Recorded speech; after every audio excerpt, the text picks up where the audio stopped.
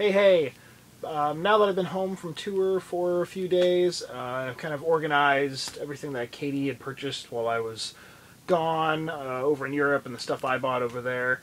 I've started sitting down and actually playing some games. I started playing Silent Hill Downpour. Got okay reviews like all Silent Hill games tend to get. I'm still a big fan. I'm about 4 hours into the game and I'm enjoying it.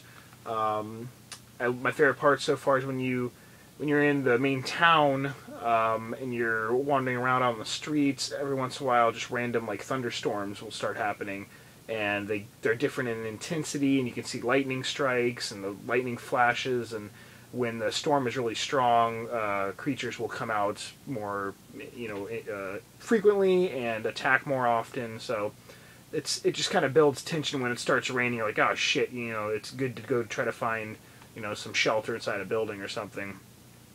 Picked up the guide for that.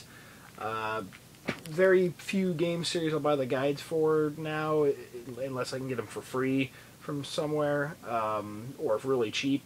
But Silent Hill and Resident Evil, which I got the new Resident Evil Operation Raccoon City as well. I own every guide for every game, so I feel sort of weird if I don't pick it up with the game purchase. Just since it's right here, and we're on the subject of guides, I got this massive hunk of fucking crap. It's not crap, it's actually a really, really great guidebook, but it's so huge. The Kingdoms of Amalur Reckoning guidebook. I just picked it up today. I've had the game now since it came out, since the day it came out, but awesome book. It's really rare when a strategy guide is so good where you actually want to sit down and just look at it and read all the information, but this, like the Dark Souls guide, were fantastic. So yeah, I had to get that today. Now for 360 games that I just picked up, I got, like I said, the new Resident Evil, got the collector's edition for it. Nothing too amazing in there, just a couple of patches and some extra downloadable content for the game.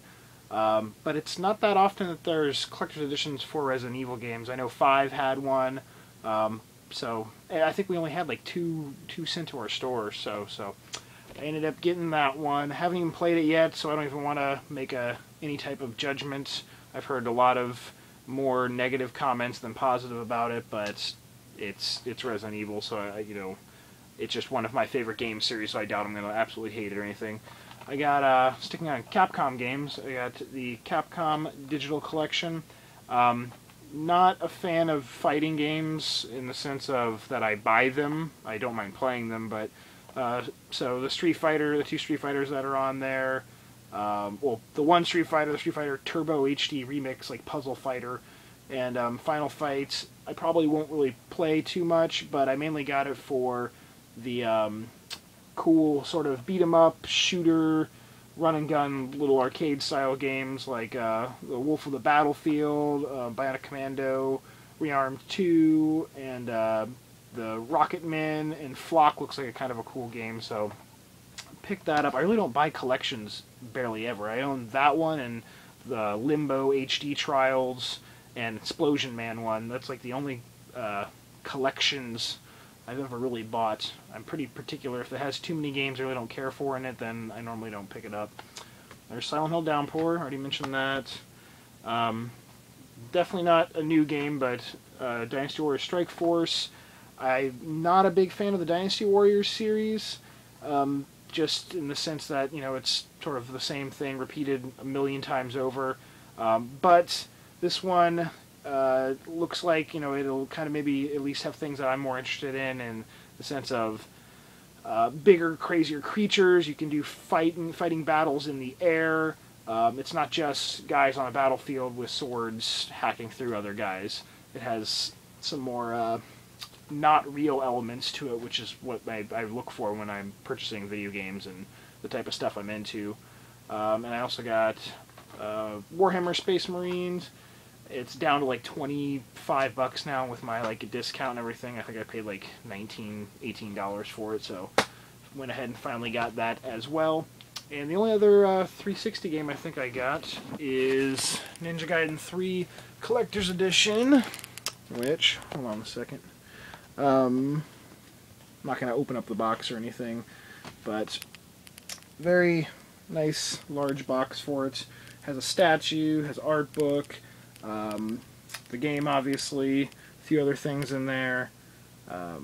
No room to display the statue as of now, but you know, like I mentioned back in a video a while ago, they're investments in a way. You know, they'll be hopefully worth the same or close to the same as what they are now down the road.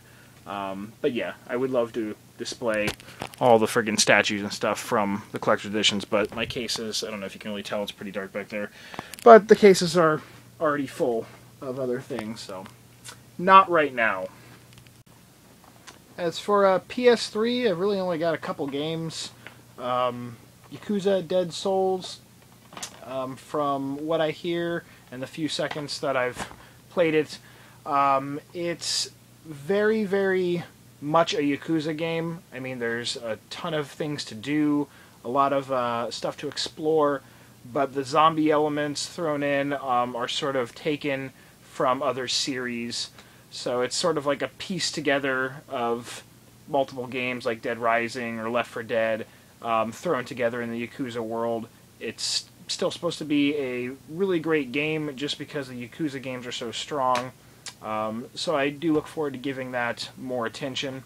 The other game is long awaited for coming over here, Tales of Grace's F, and Katie, my wife, is very, very into the Tales series, more than I am. I'm currently playing Tales of the Abyss on the 3DS, but she just beat, finally, the new Zelda, so hopefully, I think she said that would be the next thing she's going to play, and I was able to just snag our Tales of Grace's F poster from the store and bring that home just yesterday. They held it in the back room for me while I was over in Europe, and I think I had mentioned in the European video game pickup video I put up that I was trying to get a copy of this game, the Resident Evil Survivor 2, that only came out over in Europe and Japan, and I grabbed it for, I think with the shipping, it ended up being like $30, and that's roughly what I was going to pay for it over in Europe, and it's in good condition, unlike the one I found over there that was in really shitty condition. So I've been wanting this game, and I know it's not a great game or anything, but it's like the only English release Resident Evil I don't own. So I've been wanting it for a very long time. Now I just need an English or a European PS2, which I could get for like $20-25 or so, so it's not that big of a deal. The only other stuff would be a few random Nintendo stuff. Another really, really amazing Japanese RPG that everyone wanted to come out over here finally came out, Xenoblade Chronicles, getting some of the best reviews of any Wii game. I think right now on like Metacritic it has 92. It's like 13 perfect scores and something like 34 scores in the 90s or something, but really cool. It finally came out here, and then the last story, sort of the next, there was the 3 Wii RPGs that had only originally come out in Japan, and then they were releasing them in Europe, and people really wanted them here. The last story is the second one, and then Pandora's Tower, which Europe will be getting, but we don't know if America will be getting yet. Hopefully we will. And then, I don't know if that last sentence even made any sense. That was a lot of sort of rambling, but basically saying I'm glad that Xenoblade Chronicles is finally come out here. And then I also picked up Kid Icarus Uprising. Comes with a little cool standee inside for free. It's always nice when they, package something in there. And that's another thing. It's getting decent reviews. It's selling pretty well, at least at our store. I believe that's it. I had everything written down on a little list just that needs to get inventoried into the computer, which I don't know if I've ever mentioned. Me and Katie have everything in any game and strategy guide wise in this room inventoried on our hard drive or backup hard drive and stuff, so just in case something ever does happen, we have a full list, and there's always normally there's a printed version also of it, just in case. And that's a good recommendation to anyone that has a collection of anything that has some value to it is maybe, you know, take photos, take video. I mean, obviously my room has been on video now multiple times, so I have, you know, proof of what I own.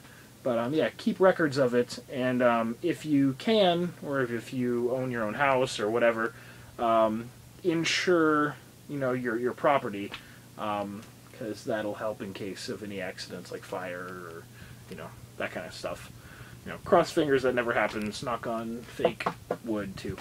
So that's it, guys. Just an update. I try to give a little bit of extra info instead of just, hey, I bought this, I bought this, I bought this, I bought this.